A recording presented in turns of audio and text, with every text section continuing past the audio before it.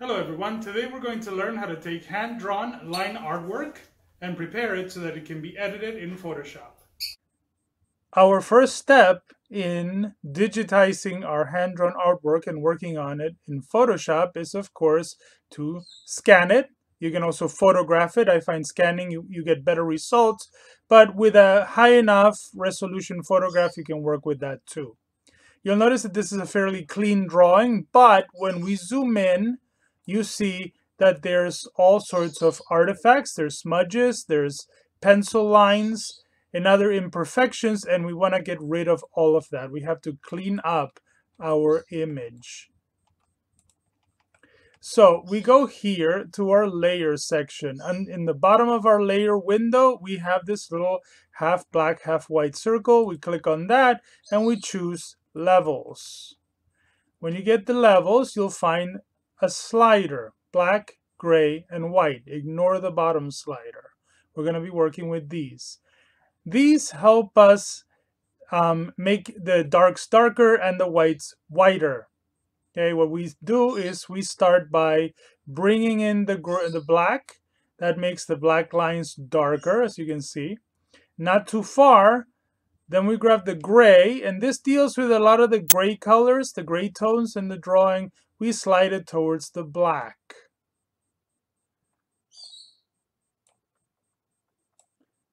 And in that way, we're making most of the grays we have darker. You don't go all the way, you don't make them meet together, because then the whole thing will start to get very dark. We got the white slider and we slide it up, and a lot of the grays that are left over now become white, and you have a pretty clean black and white drawing. When you zoom in, you might see some places where you can stand to work with them a little bit more, but there's a limit to this. That's pretty good. Okay, once you have a pretty clean black and white drawing, you shouldn't go any further. You will notice here in the layer section that you have a new layer, the layer called Levels 1. That's because everything you've just done is actually floating on a layer. If you close the eye here, you'll notice that you have your initial drawing. Your initial drawing is exactly the same. Nothing's happened yet. What you have to do to actually make all this permanent is go to the top of the layer section, to the menu, and flatten the image.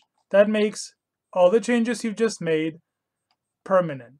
Now, this isn't the end. You do have to go through the whole drawing, look around, and see if you find any imperfections. And if you do, all you do is you get the eraser, and you erase it.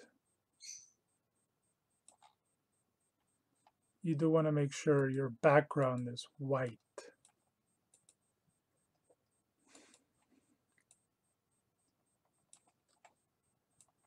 And you just go through the whole thing and make sure you don't have anything that you don't want. So here we have a nice clean drawing. Now we want to prepare this to receive color. One of the things you need to be careful, even after you clean it, you will notice that in grayscale there are bits of gray left over. You don't really want those. So in order to get rid of that, we are going to change the mode from grayscale to bitmap. Bitmap is a type of file that only has black and white information. You'll notice we started at 600 dpi. The output is going to be 1200. Not a big deal in terms of the size of the file, because bitmap has less information, so it's actually would be a smaller file. Anyway, we're not going to keep it bitmap. We're just going through a process for the sake of getting rid of gray. If you look up close now, all you have are black and white little dots instead of the gray that was in the edges of the lines before. Like I said, this is important so that your color work doesn't get messed up by those little bits of gray that are left over. We don't want to keep it in bitmap because the bitmap is a very limited sort of file, so we're actually going to go first to grayscale again. Size ratio 1:1. Actually, And you'll notice that this is black and white information only. Now we're going to go again to mode, and now you'll notice that all the other selections are open. We're going to choose RGB color so we can actually put some color on this file. RGB is best for working on the screen, CMYK for printing, but since we are working on a screen, we're going to start with RGB color. Now, one of the things you want to do is you want to check your image size. You notice we're still at 1200 dpi. That's a really big file and it might lag on some computers.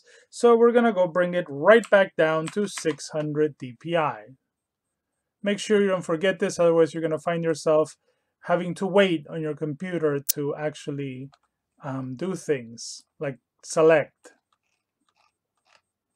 So here we have our image. We're going back to our layers. All we have is a background layer. What we're going to do is we're going to right click and then we're going to duplicate the layer. We'll call it something logical like line art or drawing or just line. Now you have two layers that are exactly the same. If you close the layer, you notice that nothing changes because both layers are exactly the same. You're going to be working on your background layer. If you look over here, you notice there's this little lock. Little lock means that there's some things you can't do. So I'm actually going to duplicate the layer again. Background copy works for me. And then you're going to get rid of the background layer. This background layer is exactly the same. It still has the drawing. I don't want the drawing there. So what I'm going to do is I am going to fill this entire layer. Notice it is selected. This entire layer is going to be filled with white. I'm going to press Shift Backspace. And I'm going to fill the entire background with the background color, which is set to white.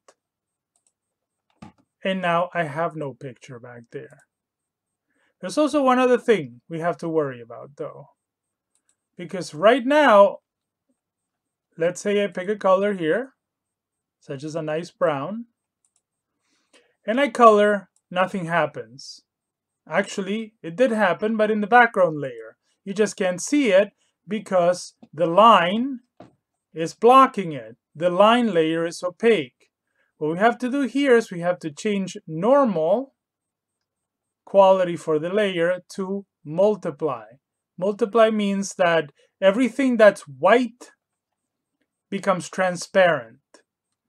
And in fact, colors also become slightly transparent, but black obviously is still opaque. So this gives us a great ability, which lets us color without doing this. Working in the background, it lets us fill all that space with whatever color we want without messing up the drawing. In fact, one of the things that I like to do is I like to go to the line layer so I don't mess it up, and I like to lock it. Locking this layer means you can't fool with it. If I select this layer and now I try to work on it, I can't. So now we're going back to the background layer. And what I'm going to do is I'm actually going to fill the entire background layer with this very nice brown, sort of a nice neutral color to start with, to just fill everything. It's always a good idea to start with a nice filled background. So there we go. Now we have our dragon in a brown background. Now we're going to do something called flats. This is actually a process that's used, it was the way I learned how to do it, from a comic book artist. And in comic books, this is often done as a sort of a starting point to give every shape in the drawing one solid color. And then if we want to add details or shading, we can use those flats as a kind of a shortcut. All we have to do is get the lasso tool. I'm going to start with the eye. And you select that section.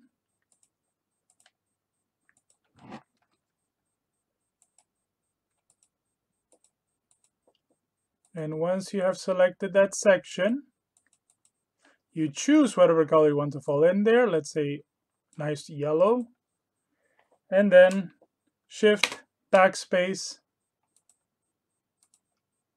and just drop that color in. Why is this important?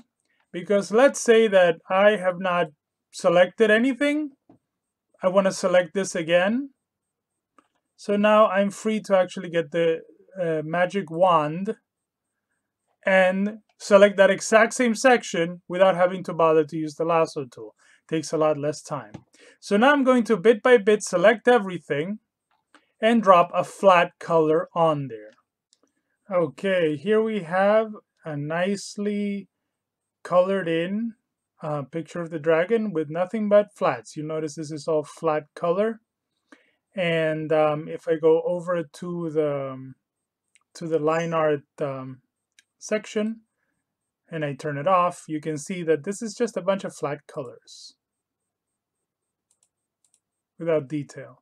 Now that's not the most interesting looking drawing, so we're going to add some shadows and maybe some other little details.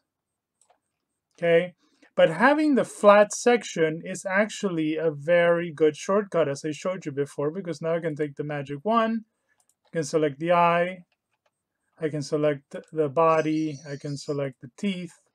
You notice that when I select one section, everything that's that color gets selected. That is done up here. If you just want to select one piece at a time, you just click contiguous and it only selects that color which is touching. If you take out contiguous, it'll select everything that is that color. That's up to you, whatever your preference is. You'll notice also that I've actually locked the flats layer because I'm not going to work here. It's always nice to have both the line art separated and the flats separate so you can always go back to it. What I will do instead is I'm going to create a new layer. We'll call these shades or whatever you want, whatever makes sense. You always want to be very logical. This layer I'm keeping normal because I'm only going to add essentially like, light colors and shadows. I want them to be seen up against this, up against the flats, and it's not going to affect the line art at all. So we don't need to change this to anything. It works just fine normal. One of the things we do have to remember, though, is to use the flats. So we have to keep going back to the flats section and select the flats, and then remember to go back to the shades. So now I'm going to give this eye some shading. I'm going to grab the brush. I'm going to lower the opacity so we can sort of build up the colors.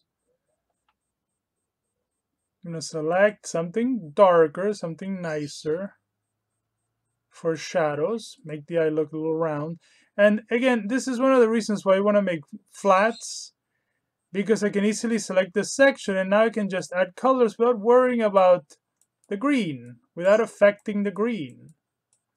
I could do this just by blowing up the color, the drawing, and just working on the yellow, but then I have to worry about spilling over into the green, and this just simplifies the whole process, makes it a lot faster.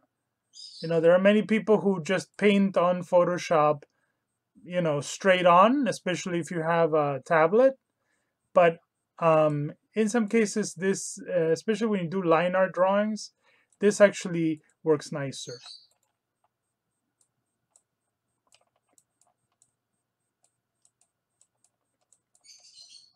Little by little, I start building up some shading to make it look more three-dimensional, give a gloss to the eye. Now you might ask yourself, what if I want to put some gloss over the actual drawing itself? Let's say I want to put a shine over that black line in the eye. You would have to do that in the line art, and when I want to do that, I do that at the very end, because you don't want to fool with the drawing beforehand. Okay, so now here we have this nicely shaded eye. Now I can continue to the other eye, I can continue to the belly because that's what I have selected, or I can continue to some other part, such as the smoke. Again, you have to remember to select the flats. Smoke, body of the dragon, nails, or whatever you want.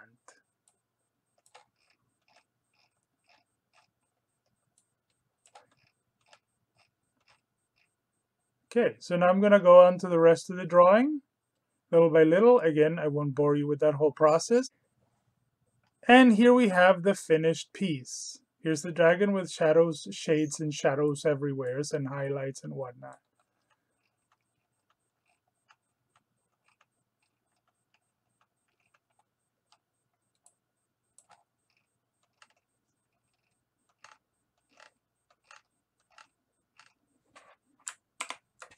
As you can see, we still have the 3 layers. We have the locked flats, have the locked line art. Take out the line art, you can see the shadows on top of the flats. You close the shades, you see the flats are still there. In essence, you still have your whole drawing exactly the way you started out with, but now you have it colored in. Okay. One of the last things to consider is what you're going to use this for. If you're going to use this as web art, you definitely don't want to keep it like this. This is a very large file. You should lower the image size to something like 72 dpi, which is the normal resolution for a screen, or something around there, something low that will load up quickly on the internet. And if you want to print it, what you want is at least 300 dpi.